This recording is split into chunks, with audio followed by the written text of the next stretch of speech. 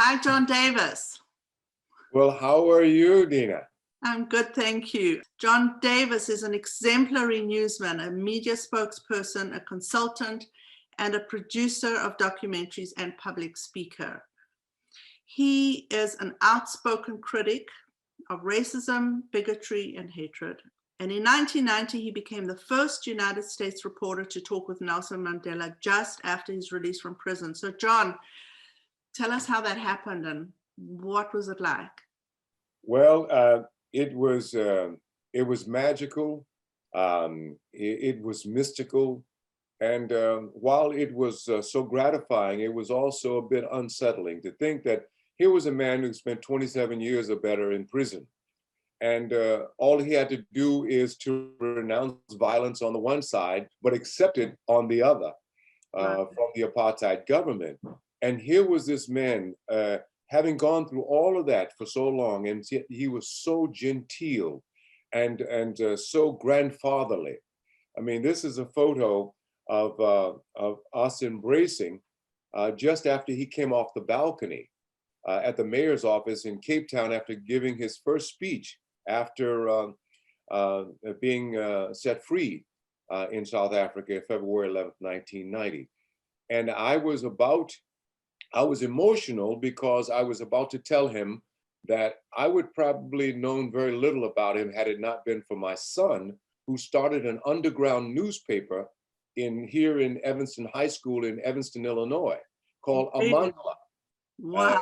It was called Amandla. And so from that, I was educated about Mandela and, of course, the struggle that Blacks were having in South Africa. And he was moved, and I was moved by the fact that here was a youngster that basically taught me. And as a result, we are embracing now in person, just a few hours after I'm out of prison. It was just amazing. Incredible. But how did you get that interview? Well, because, I got to get back to that. Yes, Joseph, who was the bellman at the Carlton Hotel in Johannesburg, told me on Thursday night to get to Cape Town as quickly as possible because the old man was getting out. And I said, well, that's been rumored for some time now. So, come on, you got to be more specific than that. He says, I can't, just go. So I went to the CBS bureau. Larry Doyle was a bureau chief. And I told him, I said, look, I got to get to Cape Town. And he says, for what? I said, the old man's getting out. He said, oh, relax. He will get there when he gets out. I said, no, I got to get there now. So we got a couple of hotels, rooms in Cape Town. And we flew and got there and waited around. And of course, Friday, Saturday was very agonizing because I thought, well, maybe Joseph was off. Maybe he was wrong, and I'm going to look a little foolish if Mandela isn't released. And sure enough, he was released. And then everybody was scrambling to get to Cape Town at that point. But we were already there, and I was positioned. So in this huge crowd of people around the mayor's office in Cape Town at Grand Parade, I'm looking for my cameraman, and I spot Joseph in this gigantic crowd of people, this little tiny man. And he says, Comrade Davis, you must come with me now. And I said, well, I got to get my cameraman. So I didn't find my cameraman, but I got another CBS cameraman, a Sipiwe, South African. And we were rushed by this little group of people, these men, ANC members, into the mayor's office. And there was Jesse Jackson and all these other people there, and Maslana, Walter Sisulu. I mean, it was just amazing. I had thought I had just walked into a vault. And he insisted, he says, get in there. Sipiwe did, oh my gosh. So there we were, talking to Nelson Mandela. I came back and I told Bob Simon, who was a correspondent at CBS. Yeah. I said, Bob, I said, you got to look at this. And I said, no, maybe I was a bit compromised because we embraced. I said, do you see anything wrong with it? He says, hell no. No. I said, so I should use it? He says, yeah. Are you kidding? Anybody in their right mind would use it. And I did in the story that I prepared for presentation in CBS. And I have been living with this warm, pleasant memory ever since then. Incredible. I just love that moment. It's one of the most magical moments any journalist, I think, could have. But as a Black journalist and knowing what he went through was even more meaningful. And of course, 2 days later, on that Tuesday, Dan Rather and I went into his backyard and we conducted another interview in the old house in Soweto. So we got a chance to to do an interview with him again, and that was just as much fun as well. So meaningful, so significant. Is there something else from that time that's like significant to you that you want to describe? Yes. Well, when he was sworn in as president, well, I spent every day on the tour with him when he came to the United States. Wow. 3 years later, I mean, we were on every single stop, and I took my son, the one who had introduced me to him, and then when he was sworn in as president, I took my son Yanni to South Africa, and to witness his swearing in as president. And on that visit, he promised my son, who was an architect, he was just a student at the time, but he is now an architect, but he had designed, using these African designs, a kind of respectful housing that even people in the shanty towns could get up off the ground. They could live, a respectable life in this dwelling. And he had designed this as a high school kid, and that he wanted to introduce it. He says, I would love to be able to present this to you.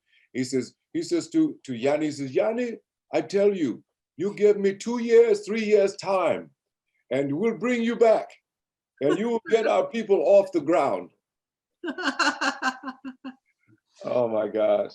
What a But great memory. Incredible. Never got a chance to do that. But it's a highlight. It's a highlight of your life. It was. And it remains, such a pivotal moment that it gives me inspiration. Anytime that I feel down, I get inspiration from the thoughts of the words I heard him utter, and the personal feeling of the handshake and the embrace. It was always there, Thank you so much. Thank you so much. Oh, anytime. Are you kidding? And this is that's what we're all about, gathering these nuggets of life experiences that we can share.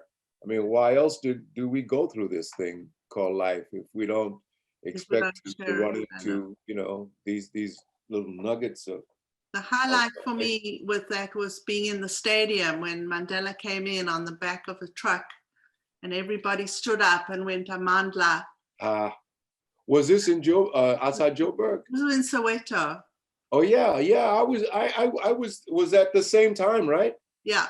Yeah, I was there. I mean, the stadium was full of people. Full to oh my gosh. Like on the backs of trucks going there. Right. There was euphoria.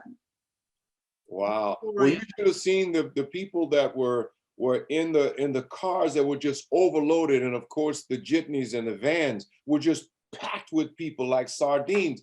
And they were going from from Johannesburg all the way to Cape Town when they were assured that he was going to be released that Sunday. I mean, people were packed and they were driving, pounding on the sides of the cars. It was amazing. It was electric. Tell me also about the voting. You said that you had to. Yes. It was when we see so many people jaded about voting here in the United States, for instance, I remind them that I stood and I watched with my own eyes of all the way from Johannesburg down to Cape Town, and every single little town in between. There were Blacks standing out in these long, hot, just depressed. I mean, they were just overwhelmed by the desire to just vote. Just, they were determined. For most people, this was the first time they'd ever voted. And they were determined. It does not matter how long I have to stand in line, 6 hours, 8 hours, 10 hours, they're going to exercise their right to vote. And they did. And I point that out, that it was so simplified for those, and it was such care taken to provide them all the necessary means and the ease of voting. As you saw on the ballot, every single face of every single party candidate was there, legible, so you could read their name and you could see their faces on the ballot. Long ballot, but you didn't have to worry about just the singular party. You got to see all of their faces. And in the polling places, there were diagrams as to how you would circulate through the room to cast your ballot. And of course, I got posters. The poster that I had a few moments ago behind me was just one of many that that I got from South Africa at the time, and it was wonderful. All right, John. Thanks so much. Thank you, Dina, and I hope to see you soon.